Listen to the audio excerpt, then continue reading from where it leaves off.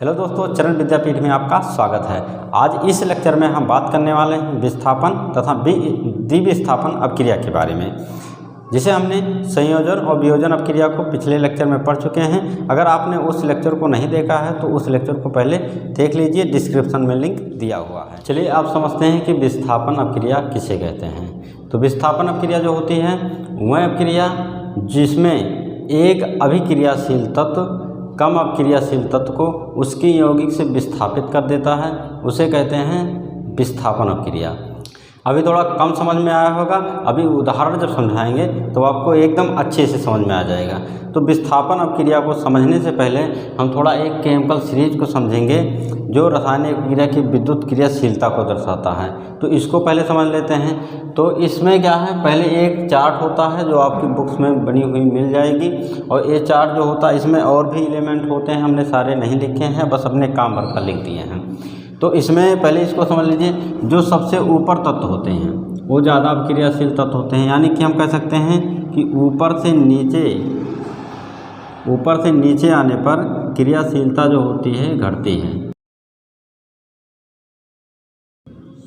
ऊपर से नीचे आने पर क्रियाशीलता घटती है और नीचे से ऊपर जाने पर क्रियाशीलता बढ़ती है।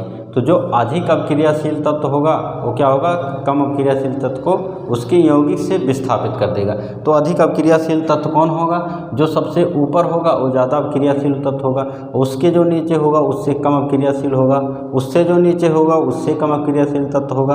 यानी कि जैसे जैसे आप नीचे आएंगे वो उसकी क्रियाशीलता घटती जाएगी, यानी कि कम अपक्रियाशील होगा।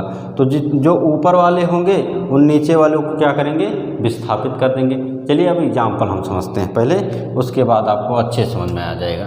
जैसे हमारे पास दो यौगिक हैं, एक है Fe आयरन और एक है CuSO4।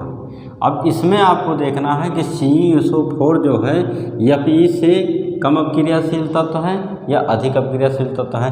अगर आयरन जो है ज़्यादा अपक्रियाशील तत्व होगा कापर से, तभी ये आयरन कापर को इसके यौगिक से डिस्प्लेस कर पाएगा, यानी कि रिप्लेस कर पाएगा, अन्यथा नहीं कर पाएगा। तो इसको अधिक अपक्रियाशील तत्व होने के लिए क्या होना चाहिए, केमिकल सीरीज में ऊपर आना चाहिए, किससे, कापर से। तो चलिए देखते हैं। तो Fe हमारा कहाँ है, Fe यहाँ है, और कापर कहाँ है, कापर यहाँ पे है। तो अब जो आयरन जो हमारा ये कापर से बहुत अधिक अपक्रियाशील तत्व, देखिए कितने ऊपर है कापर से। तो जो है ऊपर वाले ज़्यादा अपक्रियाशील तत्व होते हैं और नीचे वाले कम होते हैं, क्योंकि ऊपर से नीचे आने पर अपक्रियाशीलता घटती है। तो आयरन जो होगा कापर को रिप्लेस कर देगा। तो चलिए रिप्लेस करा रहे हैं, तो इसके कापर के जगह पे Fe लिख दीजिए और बाकी कापर अपना निकल जाएगा। तो यहाँ पे आ जाएगा FeSO4 हो जाएगा। Cu के जगह पे क्या लिख देंगे, Fe, और बाकी हमारा क्या निकल गया, कापर। तो कापर बाहर कर दीजिए। ये होता है विस्थापन अपक्रिया। विस्थापन अपक्रिया करने के लिए आपको ECG यानी इलेक्ट्रोकेमिकल सीरीज याद होना चाहिए, तभी विस्थापन अपक्रिया आपसे हो पाएगी। चलिए दूसरा उदाहरण समझते हैं। जैसे हमारे पास है जिंक है, Zn है, और FeSO4 है। अब हम देखेंगे जिंक जो है आयरन से अधिक अपक्रियाशील तत्व है कि कम अपक्रियाशील तत्व है। तो अपक्रियाशील तत्व होने के लिए क्या होना चाहिए, इलेक्ट्रोकेमिकल सीरीज में ऊपर होना चाहिए। तो देखिए जिंक जो हमारा है ये आयरन से एक स्टेप ऊपर है। तो ऊपर है तो यानी जिंक जो है ज़्यादा अपक्रियाशील तत्व है आयरन से, तो जिंक भी आयरन को रिप्लेस कर सकता है। तो चलिए कराइए। जिंक क्या होता है, प्लस, Fe क्या है, +2 और SO4 माइनस। अब क्या करिए, जिंक ऐसे भी करा सकते हैं, जिंक SO4 क्या कर देंगे, ZnSO4, और बाहर क्या निकल जाएगा, आयरन अपना बाहर निकल जाएगा। Fe की जगह पे क्या रख दिए हैं हम, जिंक। इस प्रकार से ये रिप्लेस करता है।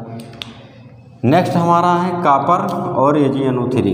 तो कापर और Ag में कौन ज़्यादा अपक्रियाशील तत्व है, तो कापर हमारा यहाँ पड़ता है, Ag जो है बहुत नीचे है। तो जाहिर सी बात है ये कापर जो है Ag से अधिक अपक्रियाशील तत्व है, तो कापर जो है Ag को रिप्लेस कर देगा। तो कापर Ag को रिप्लेस करेगा तो ये यहाँ पे आ जाएंगे और ये बाहर निकल जाएंगे। तो कॉपर तो क्या लिख देंगे CuNO3 और हमारा Ag जो होगा बाहर निकल जाएगा। ये होता हमारा विस्थापन अपक्रिया। इसको इलेक्ट्रोकेमिकल सीरीज याद रहेगा तभी आप कर पाएंगे, अन्यथा नहीं हो पाएगा। तो ये इलेक्ट्रोकेमिकल सीरीज में कम से कम इतना तत्व तो याद कर लीजिए। अगर इतना याद है तो आपके एग्जाम भर का काम भर का। तो चलिए अब हम द्विविस्थापन अपक्रिया को समझते हैं। तो द्विविस्थापन अपक्रिया जो है विस्थापन अपक्रिया से थोड़ा अलग है। अलग क्या है? इसमें जो है आयनों का स्थानांतरण होता है, परमाणुओं का स्थानांतरण होता है।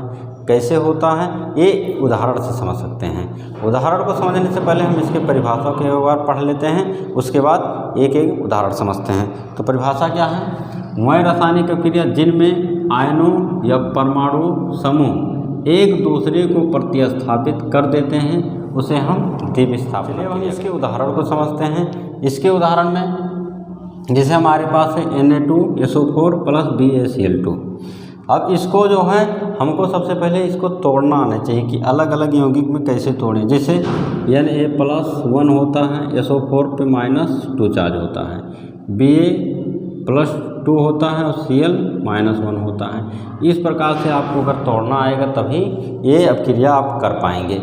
अगर नहीं आता है तो इस पर हमने एक अलग वीडियो बनाया है जिसका लिंक जो है डिस्क्रिप्शन में दिया गया है, वहाँ से आप जाके देख सकते हैं।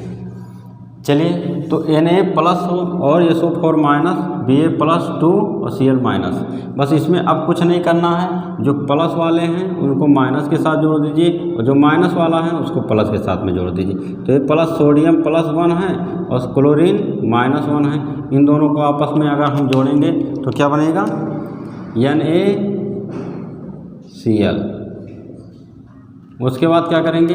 SO4- है और Ba+ है, तो इन दोनों को आपस में हम जोड़ देंगे तो यह हो जाएगा हमारा BaSO4। बस आसान है। अगर आपको तोड़ना आता है तो बस करना बहुत आसान है। चलिए दूसरा उदाहरण समझते हैं। जैसे हमारे पास है AgNO3 और NaCl। Ag टूटेगा +1 और NO3 -1 में, Na+1 और क्लोरीन -1 में। बस फिर वही कहानी करनी है क्या कि जो प्लस में है उसको माइनस के साथ में, तो क्या बन जाएगा? AgCl, Ag को प्लस के साथ। और यहाँ पे क्या है? सोडियम प्लस है, NO3- है, तो इन दोनों को आपस में जोड़ देंगे तो ये बन जाएगा हमारा Na+, ये बन जाएगा Na+ और NO3-। बस कितना आसान है। आपको बॉन्ड तोड़ना आना चाहिए क्योंकि कोई ऐसे तोड़ा जाता है। अगला हमारा है H+ Cl-1 होता है, Na+1 होता है, OH-1 होता है। दोनों पार्ट एक साथ में रहते हैं। अब प्लस को माइनस के साथ में और माइनस को प्लस के साथ में जोड़ देते हैं तो हमारा H+ है और OH- है। तो ये दोनों आपस में जुड़ के क्या बनाएंगे? ये बनाएंगे आपस में जुड़कर H2O। अरे OH और H मिलेंगे तो H2O बनेगा। दूसरा क्या है? Na+ है और Cl- है। ये दोनों आपस में जुड़ेंगे तो क्या बनेंगे? NaCl बनेंगे। देखिए कितना आसान अपक्रिया। द्विविस्थापन अपक्रिया बहुत ही ईजी है। नेक्स्ट हमारा BaOH। Ba होता है +2, OH होता है -1, NH4 होता है +1, Cl होता है -1। अब इन दोनों के साथ आपस में अपक्रिया कराइए। B+ है, किसके साथ अपक्रिया करेगा? Cl के साथ में, तो क्या हो जाएगा? BaCl2। क्या बन जाएगा? BaCl2 प्लस OH कैसा है? OH- में है, NH4 प्लस में है, तो प्लस माइनस को जोड़ देंगे तो क्या बन जाएगा? NH4। पहले हमारा क्या बन गया? प्लस में NH4 है, सॉरी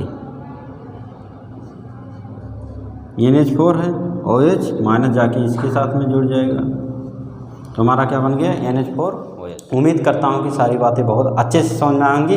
किसी प्रकार का डाउट है तो कमेंट में ज़रूर लिख के बताइएगा। और अगर आपकी इसकी नोट्स चाहिए तो नीचे दिए गए नंबर पर व्हाट्सअप करिए, आपको व्हाट्सअप के द्वारा नोट्स प्रोवाइड कर दिया जाएगा।